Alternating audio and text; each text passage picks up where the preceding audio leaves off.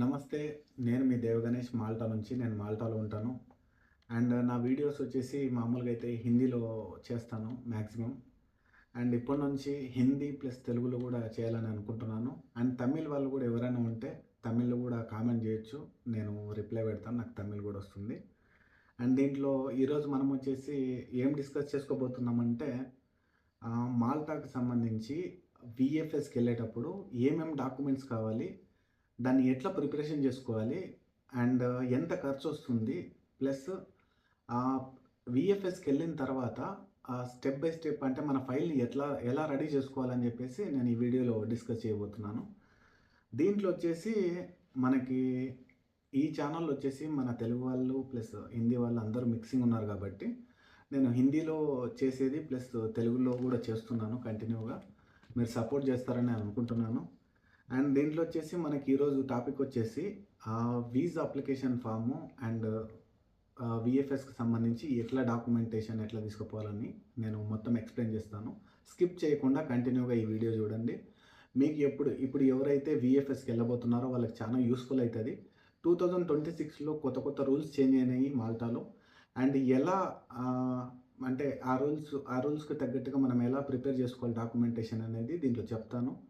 And దీంట్లో ఇంకోటేందంటే, ఈ rental agreement గురించి కానీ, ఇంకోటి గురించి కానీ మీకు ఏదైనా డౌట్స్ ఉన్నా కూడా నాకు కామెంట్ చేయండి. ప్లస్ పర్సనల్‌గా డీఎం కూడా చేయండి. ఈ ఛానల్‌లోనే ఇన్‌స్టాగ్రామ్ లింక్ కూడా ఇచ్చాను. మీరు డైరెక్ట్ కాంటాక్ట్ కూడా కావచ్చు. ఫస్ట్ వచ్చేసి మనకు వీఎఫ్ఎస్ అపాయింట్మెంట్ లెటర్ అని ఉంటుంది. అంటే మనం బుక్ చేసుకుంటాం కదా! ఆ వీఎఫ్ఎస్ అపాయింట్మెంట్ లెటర్‌ని ఫస్ట్ పెట్టుకోవాలి. అంటే మన ఫైల్ ఏదైతే ఉంటదో మనం ప్రిపేర్ చేసుకుంటామో documents first VFS appointment letter అనేది ఫస్ట్ ఉండాలి. సెకండ్ వచ్చేసి మనము వీసా అప్లికేషన్ ఫామ్ అనేది ఫిల్ చేయాలి. మామూలుగా అయితే ఇంత ముందుకు ఇట్లా వీసా అప్లికేషన్ ఫామ్‌లో చేతితో రాస్తున్నారు. అంటే ఎట్లా అంటే డీటెయిల్స్ అన్నీ మొత్తం చేతితో అంటే హ్యాండ్ రైటింగ్ రాస్తున్నారు. అప్పుడు యాక్సెప్ట్ చేస్తున్నారు. అంటే 2025లో నేనొచ్చిన 2024 ఎండింగ్‌లో ఆ టైంలో యాక్సెప్ట్ చేశారు. మనం అంటే రాస్తే యాక్సెప్ట్ చేస్తున్నారు. బట్ ఇప్పుడు 2026లో రాత అనేది యాక్సెప్ట్ చేయడం లేదు వీఎఫ్ఎస్‌లో. రీసెంట్‌గా మా ఫ్రెండ్ కూడా సబ్మిట్ చేసినాడు. అతనికి వీసా అప్లికేషన్ ఫామ్ వచ్చేసి హ్యాండ్ రైటింగ్ రాస్తున్నారని చెప్పేసి బయటికి పంపించేసినారు. దానివల్ల మళ్ళీ రీషెడ్యూల్ చేసుకోవాల్సిందొచ్చింది. అంటే అపాయింట్మెంట్ బుక్ చేసుకోవాల్సిందొచ్చింది. ఎందుకంటే అక్కడ టైపింగ్ సెంటర్ ఉంటది మ్యాక్సిమం. కొంతమందికి తెలుసు, కొంతమందికి తెలీదు. ఎలా చేసుకోవాలి దీన్ని అనేది కూడా అప్పటికప్పుడు అంటే ఎవరికీ అంత రాదు గదా! కాబట్టి నేను ముందే ఇన్ఫార్మ్ చేస్తున్నాను.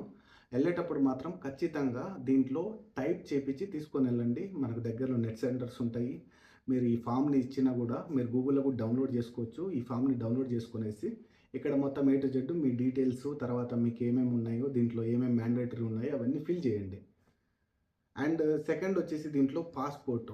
పాస్‌పోర్ట్ వచ్చేసి మనకు ఇంత ముందుకొచ్చేసి మామూలుగా ఫుల్ స్కాన్ అడుగుతున్నారు. అంటే ఫస్ట్ పేజ్ నుంచి 36 పేజ్ వరకు మొత్తం ఇవ్వాల్సిందొస్తుండే. ఇప్పుడేందంటే కొంతమందికి తీసుకుంటున్నారు. కొంతమందికేందంటే ఫుల్ స్కాన్ తీసుకోవడం లేదు. ఫస్ట్ పేజ్, లాస్ట్ పేజ్ మాత్రమే తీసుకుంటున్నారు. అండ్ పాస్‌పోర్ట్ ఫుల్ స్కాన్ తీసుకోవడం బెటరు. అండ్ థర్డ్ వచ్చేసి మీకు ప్రిన్సిపల్ లెటర్ అంటే వర్క్ పర్మిట్ ఇక్కడిది. వర్క్ పర్మిట్ అనేది అది కూడా వర్క్ పర్మిట్ కూడా మనం దాంట్లోనే పెట్టుకోవాలి. థర్డ్ వచ్చేసి. ఫోర్త్ వచ్చేసి మనకేమొస్తుందంటే ఆహ్, ఫ్లైట్ టికెట్స్ అంటే డమ్మీ టికెట్ అండ్ ఇన్స్యూరెన్స్ ఇవి 2 కూడా దీని తర్వాతనే అంటే ప్రిన్సిపల్ లెటర్ తర్వాత పెట్టుకోవాలి. అండ్ ఇన్స్యూరెన్స్ వచ్చేసి చాలా మందికి నేను విన్న దాని ప్రకారం అండ్ నా ఫ్రెండ్స్ కూడా రీసెంట్‌గా సబ్మిట్ చేశారు ఇండియాలో.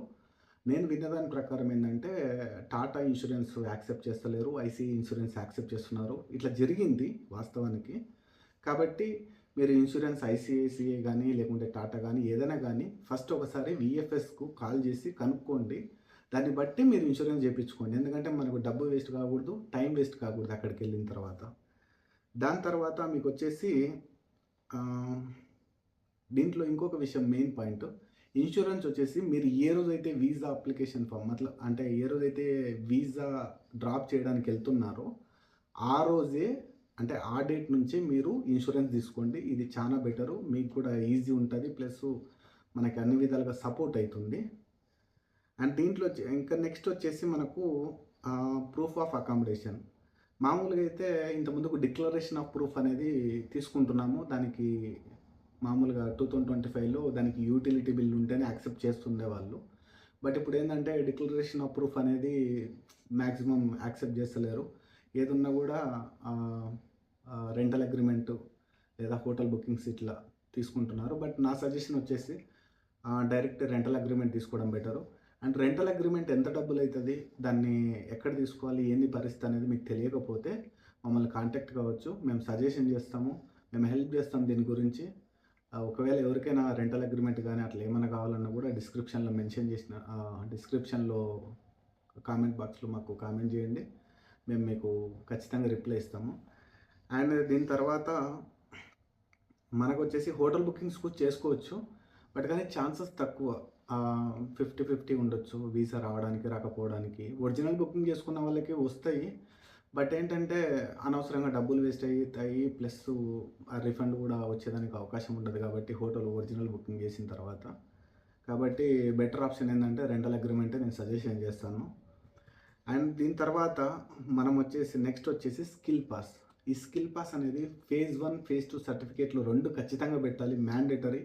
కొంతమంది ఏందంటే ఫేజ్ 1 పెట్టేసి చేసినారు చాలామంది. అట్లా చాలామంది చేసిన వాళ్ళకి రిఫ్యూజ్ కూడా అయింది. కాబట్టి ఫేజ్ 1, ఫేజ్ 2 సర్టిఫికేట్ ఖచ్చితంగా పెట్టాలి. అండ్ దీని తర్వాత మీకొచ్చేసి pre departure course. Pre departure course ఇప్పుడు రీసెంట్‌గా